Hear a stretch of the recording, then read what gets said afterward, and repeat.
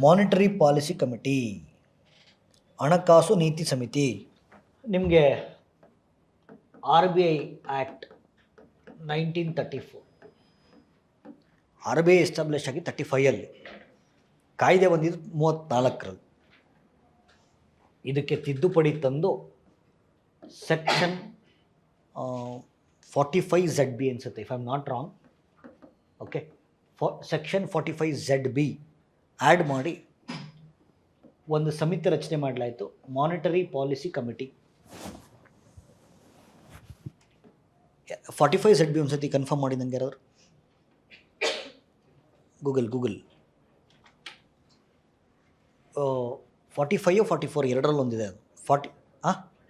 45 ಕರೆಕ್ಟಾ? Super. RBI act ನೋಡ್ರಲ್ಲೇ. So RBI act 1934ಗೆ ಅಮೆಂಡ್ಮೆಂಟ್ ತಂದು, ತಿದ್ದುಪಡಿ ತಂದು, ನಾವೊಂದು ಸೆಕ್ಷನ್ ಆ್ಯಡ್ ಮಾಡಿದ್ವಿ. ಸೆಕ್ಷನ್ 45ZB ಅಂತ ಒಂದು ಸೆಕ್ಷನ್ ಆ್ಯಡ್ ಮಾಡಿ we have established monetary policy committee, ಹಣಕಾಸು ನೀತಿ ಸಮಿತಿ ಅಂತ. ಮುಖ್ಯವಾಗಿ ಭಾರತದಲ್ಲಿ ಮಾನಿಟರಿ ಪಾಲಿಸಿ ಕಮಿಟಿ RBI ಕೆಳಗಡೆ ಏನು ಕೆಲಸ ಮಾಡುತ್ತಲ್ಲ, ಅದು ಏನು ಕೆಲಸ ಮಾಡುತ್ತೆ, ಹೊಸ ಬ್ಯಾಚವ್ರಿಗೆ ಹೇಳ್ತಿರೋದು. ಓಕೆ, ಸೊ ಏನು ಕೆಲಸ ಮಾಡುತ್ತೆ? ಒಂದು, ಭಾರತದಲ್ಲಿ ಪ್ರೈಸ್ ಸ್ಟೆಬಿಲಿಟಿ ಕಾಪಾಡುತ್ತೆ, ಬೆಲೆಗಳ ಸ್ಥಿರತೆ. ಓಕೆ, ಈ ಫಾರ್ ಎಕ್ಸಾಂಪಲ್ಲು 1 kg ಟೊಮೆಟೊ ಈ ವಾರ 2 ರೂಪಾಯಿ ಐತೆ ಅಂತ ಇಟ್ಕೊಳ್ಳೋಣ, ಮುಂದಿನ ವಾರ 200 ರೂಪಾಯಿ ಆದರೆ ಜೀವನ ಹೆಂಗೆ ಮಾಡೋದು? ಟೊಮೆಟೊದೇನು ಮಾಡೋದು? ಪ್ರೈಸ್ ಸ್ಟೆಬಿಲಿಟಿ ಇರಬೇಕು.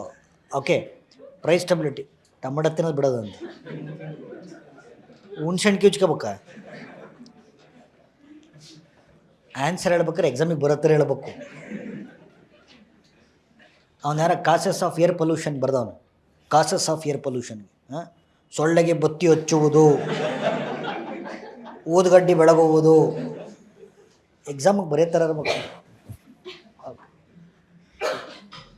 ಪ್ರೈಸ್ ಸ್ಟೆಬಿಲಿಟಿ ಕಾಪಾಡೋದು. ಎರಡನೇದು, ಭಾರತದಲ್ಲಿ ಇನ್ಫ್ಲೇಷನ್ ಕಂಟ್ರೋಲ್ ಮಾಡೋದು, ಹಣದುಬ್ಬರ, ಬೆಲೆಗಳ ಸ್ಥಿರತೆ ಮತ್ತು ಹಣದುಬ್ಬರವನ್ನು ಕಂಟ್ರೋಲ್ ಮಾಡೋದು. What is inflation? ಇನ್ಫ್ಲೇಷನ್ ಅಂದ್ರೆ ಏನಿಲ್ಲ ನೋಡಿ. ಈಗ ಸಿಂಪಲ್ಲು, ಈಗ ಒಂದು ಪೆನ್ನು, ಈ ಪೆನ್ನಿನ ಬೆಲೆ, ಒಂದು ಪೆನ್ನಿನ ಬೆಲೆ 10 ರೂಪಾಯಿ. ಪ್ಲೀಸ್ ಕೇಳಿಸ್ಕೊಳ್ಳಿ, ಒಂದು ಪೆನ್ನಿನ ಬೆಲೆ 10 ರೂಪಾಯಿ ಐತೆ ಅಂತ ಇಟ್ಕೊಳ್ಳೋದು. ಇರೋದೇ ಒಂದು ಪೆನ್ನು, 5 ಜನಕ್ಕೆ ಬೇಕು, 5 ಜನಕ್ಕೆ ಬೇಕು. ಅವಾಗ ಈ ಪೆನ್ನಿನ ಬೆಲೆ ಏನಾಗುತ್ತೆ? ನಾನು ಹೇಳೋದು ಕೇಳಿಸ್ಕೊಳ್ರಿ. ಈ ಒಂದು ಪೆನ್ನಿನ ಬೆಲೆ 10 ರೂಪಾಯಿ, ಒಂದು ಪೆನ್ನಿನ ಬೆಲೆ 10 ರೂಪಾಯಿ ಐತೆ.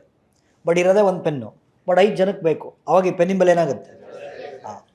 ಪೆನ್ನಿನ ಬೆಲೆ ಏನಾಗುತ್ತೆ? That is called us inflation. ಅಂದರೆ ಅರ್ಥ ಸರ್, ಇನ್ಫ್ಲೇಷನ್ ಎಕನಾಮಿಕ್ ಟರ್ಮ್ಸಲ್ಲಿ ಹೇಳೋದಾದರೆ, ಇನ್ಫ್ಲೇಷನ್ ಅಂದರೆ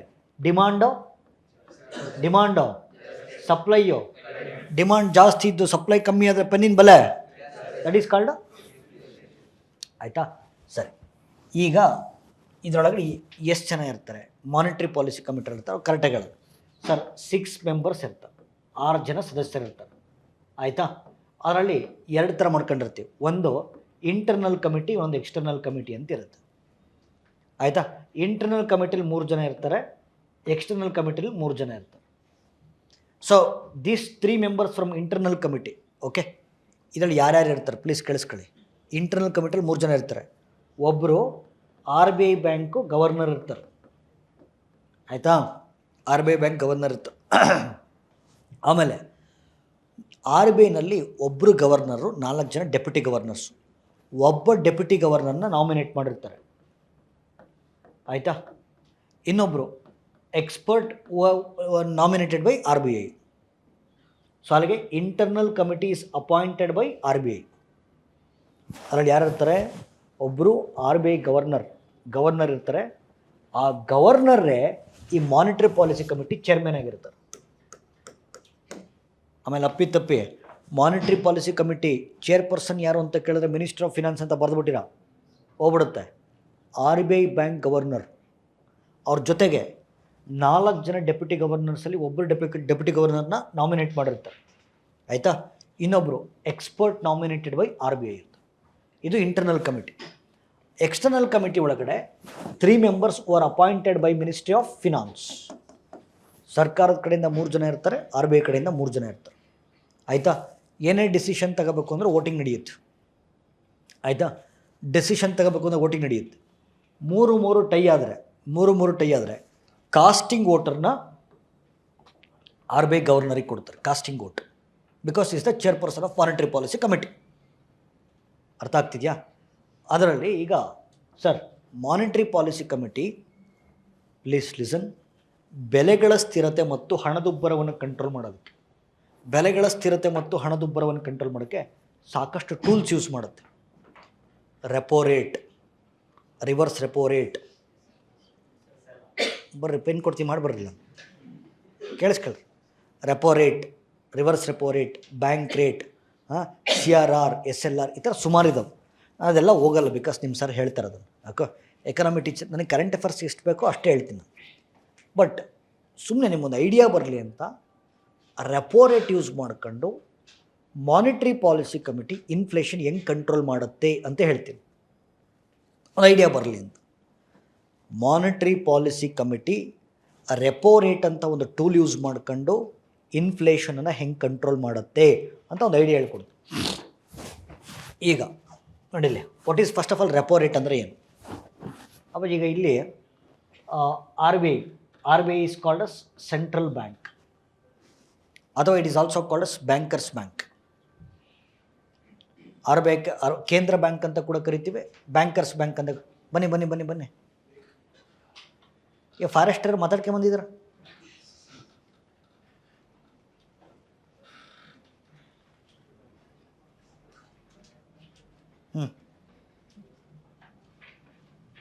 ಯಾವುದಿತ್ತು ಕ್ಲಾಸ್? ಫಿಸಿಕ್ಸ್. ಓಕೆ, ನಾನು ಎಲ್ಲಿ B3 B4 ಮುಗ್ದೋಯ್ತು ಅಂದ್ಕೊಂಬಿಟ್ಟಿದ್ದೆ. ನೀವಿನ್ನೂ ಅದನ್ನ ಹಂಗೆ ಜೀವಂತವಾಗಿ ಇಟ್ಟಿದ್ದೀರ. ಹಾಂ ಮುಗಿದು ಹಾಂ ನನ್ನ ಮುಗೀತಿಲ್ಲ. ಓಕೆ ಆಯ್ತು. ಇಲ್ಲಿ ನೋಡಿ RBI, ಗುಡ್. ಇಲ್ಲಿ ನೋಡ್ರಪ್ಪ, ನೋಡಿ ಪ್ಲೀಸ್, ಇಲ್ಲಿ RBI ಇರುತ್ತೆ, ಇಲ್ಲಿ ಕಮರ್ಷಿಯಲ್ ಬ್ಯಾಂಕ್ ಇರುತ್ತೆ. RBIನ ನಾವು ಸೆಂಟ್ರಲ್ ಬ್ಯಾಂಕ್ ಅಂತ ಕೂಡ ಕರಿತೀವಿ, ಬ್ಯಾಂಕರ್ಸ್ ಬ್ಯಾಂಕ್ ಅಂತ ಕೂಡ ಕರಿತೀವಿ. ಸೊ ಕಮರ್ಷಿಯಲ್ ಬ್ಯಾಂಕಲ್ಲಿ ನೀವು HDFC, ICIC, Punjab national bank, etcetera etcetera etcetera. ಸರಿ, ಈಗ RBI, reserve bank of India, RBI commercial ಬ್ಯಾಂಕಿಗೆ ಸಾಲ ಕೊಡುತ್ತಾ ಕೊಡಲ್ವ? ಕೊಡುತ್ತಾ ಕೊಡಲ್ಲ? ಸುಮ್ಮನೆ ಕೊಡ್ತಾರ, ಬಡ್ಡಿ ಹಾಕ್ತಾರ? ಬಡ್ಡಿ ಹಾಕ್ತಾರೆ. ಆ ಬಡ್ಡಿಯನ್ನು ನೀವು ರೆಪೋ ರೇಟ್ ಅಂತ ಕರಿತೀರ. ಆಯಿತಾ? ರೆಪೋ ರೇಟ್ ಅಂತ ಕರೀತೀರ. ಈಗ ಹೇಳಿ, ರೆಪೋ ರೇಟಲ್ಲಿ ಒಂದು ಕ್ಲಾರಿಟಿ ಇರಬೇಕು. ಯಾರಿಗೆ ಸಾಲ ಕೊಡ್ತಾರೆ? RBI ಕಮರ್ಷಿಯಲ್ ಬ್ಯಾಂಕಿಗೆ ಸಾಲ ಕೊಡುತ್ತೆ, ಕರೆಕ್ಟಾ? ಓಕೆ, ಯಾರಿಗೆ ಬಡ್ಡಿ ಕಟ್ತಾರೆ? ಕಮರ್ಷಿಯಲ್ ಬ್ಯಾಂಕು, RBI ಎರಡೂ ಇಂಪಾರ್ಟೆಂಟ್ ಇಲ್ಲಿ. ಯಾರಿಗೆ ಸಾಲ ಕೊಡ್ತಾರೆ, ಯಾರಿಗೆ ಬಡ್ಡಿ ಕೊಡ್ತಾರೆ. ಓಕೆ, ರೆಪೋ ರೇಟ್ ಆಯಿತಾ? ಈಗ ಕೆಲವೊಂದು ಸತಿ ಕಮರ್ಷಿಯಲ್ ಬ್ಯಾಂಕೇ RBIಗೆ ಸಾಲ ಕೊಡ್ತಾವೆ. ನನಗೆ ಅದಕ್ಕೆ ಅಂತ ದುಡ್ಡು ಕೊಡ್ತಾರೆ. ನಾನು ಹೇಳ್ತೀನಿ, ನಾನು ತಪ್ಪಿಡಬೇಕ್ರೆ ಹೇಳ್ರಿ, ತೊಂದರೆ ಆಯಿತಾ? ಅದಕ್ಕೆ ಅವ್ನು ಯಾವನ ಚೆನ್ನಾಗಿ ಕೇಳಿದ್ದ, ಅಲ್ಲ ಸರ್ ಕಮರ್ಷಿಯಲ್ ಬ್ಯಾಂಕು RBIಗೆ ಸಾಲ ಕೊಡುತ್ತಾ? ಅಂಥದ್ದೇನು ಸರ್ ಬಂದಿರೋದು RBIಗೆ? ಇದು ನೋಟು ಪ್ರಿಂಟ್ ಮಾಡೋ ಮಿಷಿನ್ ಇರ್ತದೆ, ಒತ್ಕೊಂಡ್ರೆ ಅದು ಕುತ್ಕೊಂಡೋದು, ಅದೆಲ್ಲ ಒತ್ತಕ್ಕೆ ಬರೋಲ್ಲ, ಇನ್ಫ್ಲೇಷನ್ ಆಗ್ಬಿಡ್ತವೆ. ಆಯಿತಾ? ಸರಿ, ಈಗ ಕಮರ್ಷಿಯಲ್ ಬ್ಯಾಂಕು RBIಗೆ ಸಾಲ ಕೊಡ್ಬೇಕಾರೆ ಸುಮ್ಮನೆ ಕೊಡ್ತಾರ, ಬಡ್ಡಿ ಹಾಕ್ತಾರ? ಸುಮ್ಮನೆ ಕೊಡ್ತಾರ, ಬಡ್ಡಿ ಹಾಕ್ತಾರ? That is called as reverse repo rate. ಆಯಿತಾ? ಸರಿ, ರಿವರ್ಸ್ ರೆಪೋ ರೇಟಲ್ಲಿ ಯಾರಿಗೆ ಬಡ್ಡಿ ಕೊಡ್ತಾರೆ? ಯಾರಿಗೆ ಬಡ್ಡಿ ಕೊಡ್ತಾರೆ? RBI ಯಾರಿಗೆ ಸಾಲ ಕೊಡ್ತಾರೆ? Commercial banks, RBI. ಯಾರಿಗೆ ಬಡ್ಡಿ ಕೊಡ್ತಾರೆ? RBI commercial. ಓಕೆ, ಈ ಕ್ಲಾರಿಟಿ ನಮಗೆ. ಈಗ ಸರ್ ಪ್ಲೀಸ್, ಯಾಕೆಂದರೆ ನಾನು ಲಾಸ್ಟಿಗೆ I want to link it with stagflation. ಆಯಿತಾ? ಎಕನಾಮಿ ಅರ್ಥ ಆದ್ರೇ ಸ್ಟಾಗ್ಫ್ಲೇಷನ್ ಅರ್ಥ ಆಗೋದು. ಈಗ let us think that. Okay please, ಆ ರೆಪೋ ರೇಟ್ ಇನ್ನೊಂದು ಸತಿ ಹೇಳ್ಬಿಡಿ. ರೆಪೋ ರೇಟ್ ಯಾರಿಗೆ ಸಾಲ ಕೊಡ್ತಾರೆ? RBI ಕಮರ್ಷಿಯಲ್ ಬ್ಯಾಂಕಿಗೆ ಸಾಲ ಕೊಡುತ್ತೆ. ಯಾರಿಗೆ ಬಡ್ಡಿ ಕಟ್ತಾರೆ? ಓಕೆ, ಈಗ ನೋಡಿ, ರೆಪೋ ರೇಟ್ನ 1% ಫಿಕ್ಸ್ ಮಾಡಿದ್ರು ಅಂತ ಇಟ್ಕೊಳ್ಳೋಣ. ಯಾರು ಫಿಕ್ಸ್ ಮಾಡೋದು? ಮಾನಿಟ್ರಿ ಪಾಲಿಸಿ ಕಮಿಟಿ, RBI ಅಂತೆ. ಈಗ ತಾನು ಹೇಳಿದ್ದೀನಿ ಇಷ್ಟೊಂದು. Monetary policy committee repo rate 1% ಇಟ್ಟಿದ್ದಾರೆ. ಅಂದರೆ ₹100 ಸಾಲ ಮಾಡಿದ್ರೆ ₹1 ಬಡ್ಡಿ ಕಟ್ಟಬೇಕು. ಆಯಿತಾ? ಸರಿ, ಈಗ ಬರೀ 1% ಇದೆ. 1%, ಪ್ಲೀಸ್ ಲಿಸನ್ ಟು ಮಿ. ಆಯಿತಾ? 1% ಬಡ್ಡಿ ಜಾಸ್ತಿ ಬಡ್ಡಿನ ಕಮ್ಮಿ ಬಡ್ಡಿನ? 1% ಬಡ್ಡಿನ ಜಾಸ್ತಿ ಬಡ್ಡಿನ ಕಮ್ಮಿ ಬಡ್ಡಿನ? 1% ಕಮ್ಮಿ ಬಡ್ಡಿ ರೀ. 10% ಅಂದರೆ ಜಾಸ್ತಿ ಬಡ್ಡಿನ ಕಮ್ಮಿ ಬಡ್ಡಿನ? ಜಾಸ್ತಿ ಬಡ್ಡಿ ಇಲ್ಲ, ವಿಪರೀತ ಜಾಸ್ತಿ ಅದು.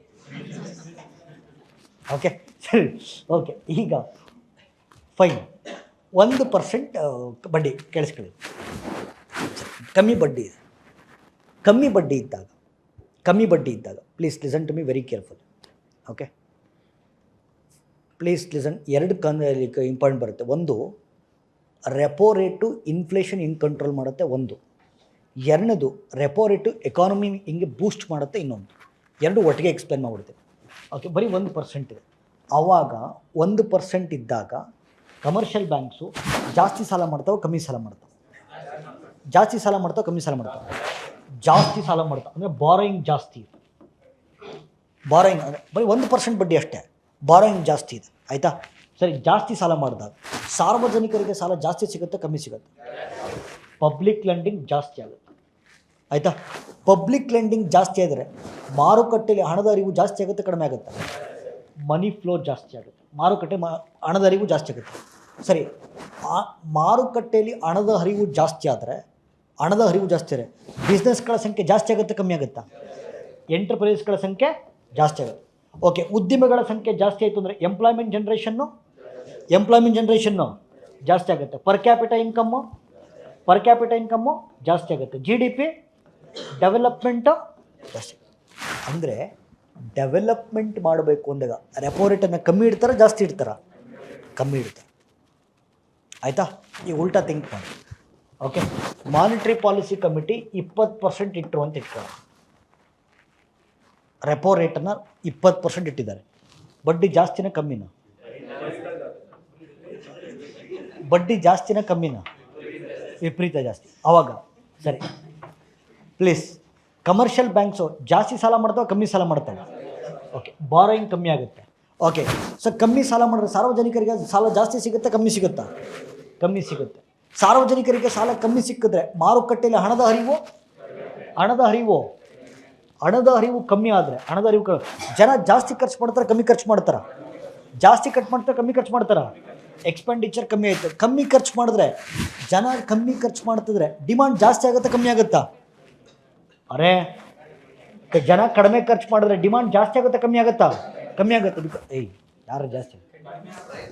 ಎಕ್ಸ್ಪೆಂಡಿಚರ್ ಕಡಿಮೆ ಆಯಿತು ಅಂದರೆ ಡಿಮಾಂಡ್ ಕಡಿಮೆ ಆದರೆ ಬೆಲೆ, ಇನ್ಫ್ಲೇಷನ್ ಕಂಟ್ರೋಲ್ ಆಗುತ್ತೆ. ಸಿಂಪಲ್.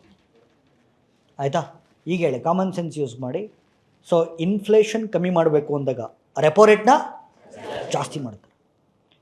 ಎಕಾನಮಿನ ಬೂಸ್ಟ್ ಮಾಡಬೇಕು ಅಂದಾಗ ರೆಪೋ ರೇಟ್ನ. ಓಕೆ, ಇದು ಬರೀ ನಾನು ಒಂದು ಟೂಲ್ ಎಕ್ಸ್ಪ್ಲೈನ್ ಮಾಡಿದ್ದು. ಈ ಥರ 9 ಟೂಲ್ ಇದ್ದಾವೆ.